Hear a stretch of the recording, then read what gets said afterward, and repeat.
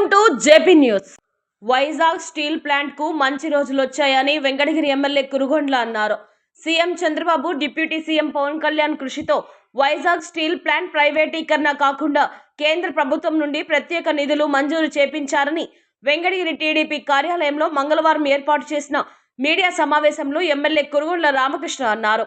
దీని ద్వారా చాలా మందికి ఉద్యోగ అవకాశాలు కల్పించి రాష్ట్రాన్ని అభివృద్ధి పదంలో ముందుకు తీసుకువెళ్లే విధంగా కూటమి ప్రభుత్వం పనిచేస్తుందని ఆయన తెలిపారు. ఈ కార్యక్రమంలో పులికొల్లు రాజేశ్వరరావు, కోటంరెడ్డి శ్రీనివాసులు రెడ్డి, జనసేన, బీజేపీ నాయకులు తదితరులు పాల్గొన్నారు.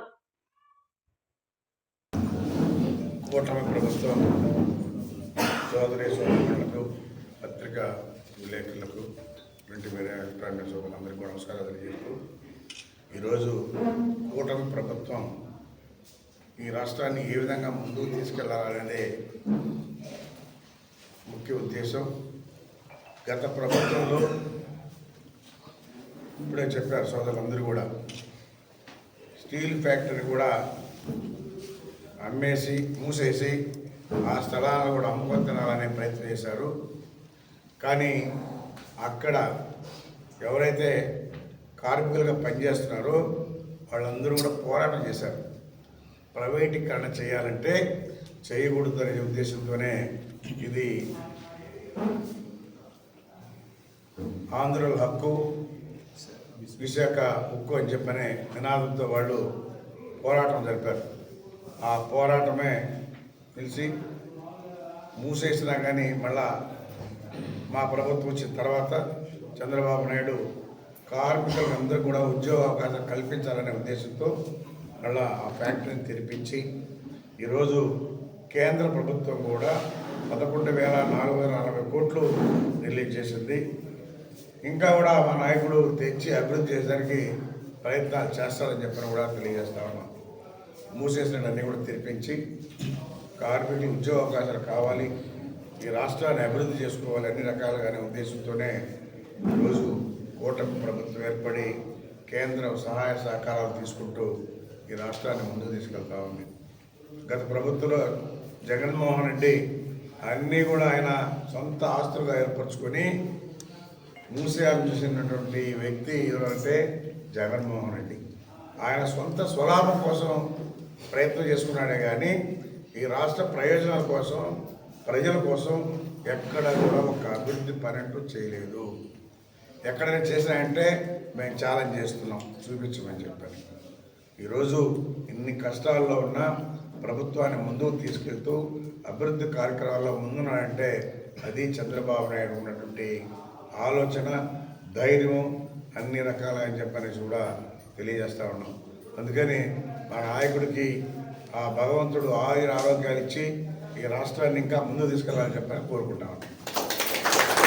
ఈరోజు మన రాష్ట్ర ప్రభుత్వం, కూటమి ప్రభుత్వం ఏ విధంగా అభివృద్ధి బాటలో తీసుకుపోతుంది, ప్రజలకు ఏ విధంగా అభివృద్ధి పదంలో నడిపిస్తుంది, ఒక పక్క అభివృద్ధి, ఒక పక్క సంక్షేమం అని ముందుకు తీసుకుపోతున్న దిశలో ఈరోజు వెంకటగిరి నియోజకవర్గం మా కురుగొండ్ల రామకృష్ణ గారి అధ్యక్షతన ఈరోజు జనసేన అయితేనేమి కూటమి ప్రభుత్వం ప్రెస్ మీట్ ఏర్పాటు చేసింది. ప్రజలకు తెలియాలి ఇవన్నీ. ఉక్కుని ఈరోజు ఎన్నో సంక్షేమం తీసుకొచ్చాం. ఈరోజు చంద్రబాబు నాయుడు, అదేవిధంగా కూటమి ప్రభుత్వం పవన్ కళ్యాణ్ గారు ఉక్కు పరిశ్రమని అధోగతి పాలు చేసింది కాంగ్రెస్ ప్రభుత్వం. 1994లో నిర్వీర్యం అయిపోయింది అది. దాని తర్వాత చంద్రబాబు నాయుడు సీఎం 1998 అయితే ఆ రోజు వాజ్పేయి ప్రధానమంత్రిగా ఉన్నప్పుడు 1650 కోట్లు అంటే ఎప్పుడు 98లోనే తీసుకొచ్చి దాన్ని అభివృద్ధికి తోడ్పడ్డాడు. ఏ రోజైతే జగన్ ప్రభుత్వం వచ్చిందో 2019 నుంచి 2024 దాకా దాన్ని ఏ విధంగా లేఅవుట్లు వేయాలా, ఆ స్థలాన్ని ఏ విధంగా ప్రైవేటీకరణ చేయాలా, ఆ ప్రైవేటీకరణ చేసిన దగ్గర ఎంత డబ్బులు తినాలా అని ఫస్ట్ పట్టించిన వ్యక్తి ఎవరంటే జగన్మోహన్ రెడ్డి గారు. మరలా కూటమి ప్రభుత్వం అధికారం వచ్చింది, దాన్ని మహర్దశ తిప్పేదానికి మా చంద్రబాబు నాయుడు కూటమి ప్రభుత్వం సహాయం చేస్తుంది. అది ఏ విధంగా ఎంత సహాయం చేస్తుందో మా కురుగొండ్ల రామకృష్ణ గారు మీకు విన్నవిస్తారు. దాన్నంతా. కాబట్టి జగన్ ప్రభుత్వానికి మన ప్రభుత్వానికి కూటమి ప్రభుత్వానికి తేడా ప్రజలు ఇంకన్నా గమనించి కూటమి ప్రభుత్వాన్ని ఇంకా అభివృద్ధి బాటను నడిపించేదానికి ప్రజల నుంచి మాకు ప్రోత్సాహాలు రావాలని కోరుకుంటూ ఈ అవకాశం ఇచ్చిన పెద్దలకు ధన్యవాదాలు తెలుపుకుంటున్నాను. నమస్కారం. ఈరోజు బాబు గారు ముఖ్యమంత్రి అయిన తర్వాత కూటమి ప్రభుత్వం పాలనలో మోడీ గారు దాదాపు 3 లక్షల కోట్ల రూపాయల ప్యాకేజీ ఇచ్చాడు ఈ ఆంధ్రప్రదేశ్కి. అదేవిధంగా 1999లో 2000లో ఉన్న వాజ్పేయి ప్రధానమంత్రి ఉన్నప్పుడు విశాఖ ఉక్కు కర్మాగారానికి 1500 కోట్లు ఆ రోజు ఇచ్చి విశాఖ ఉక్కు కర్మాగారం మూతపడేదాన్ని ఆయన దయతో ఇప్పటివరకు నడుస్తూ వచ్చింది. అదేవిధంగా వైసీపీ ప్రభుత్వంలో ₹1 కూడా నిధులు సాధించలేకపోయారు.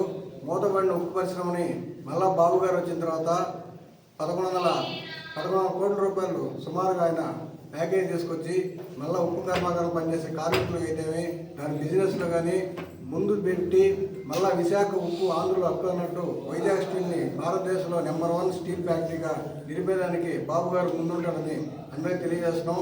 ఇటువంటి మంచి కార్యక్రమానికి నాటి పలికిన మోడీ గారికి ప్రత్యేక ధన్యవాదాలు తెలుపుతున్నాం. Thank you very much. అందరికీ నమస్కారం. మన మీడియా మిత్రులకు, మన ఎమ్మెల్యే కురుగుల రామకృష్ణ సార్ గారికి, ఈ సమావేశంలో ఉన్న మన తెలుగుదేశం పార్టీ నాయకులకు, మన కూటమి జనసేన బీజేపీ నాయకులకు, మీడియా మిత్రులకు అందరికీ నమస్కారం. మనకు ఎన్నో సంవత్సరాల నుంచి విశాఖ ఉక్కు ఆంధ్రుల హక్కు అనే దాని మీద ఎంతోమంది ప్రముఖులు నాయకులు పోరాటాలు చేశారు. ఈ రోజుకి మన కూటమి ప్రభుత్వంలో ముఖ్యమంత్రి గారికి, అలాగే ఉప ముఖ్యమంత్రి గారికి సహకరించి మన కేంద్ర ప్రభుత్వం నుంచి 11,440 కోట్ల ప్యాకేజీ అనేది అందజేసినటువంటి మన కేంద్ర ప్రభుత్వ మోడీ గారికి, అలాగే కేంద్ర నాయకులకు కృతజ్ఞతలు తెలియజేసుకుంటున్నాం మా ఉమ్మడి కూటమి తరఫున.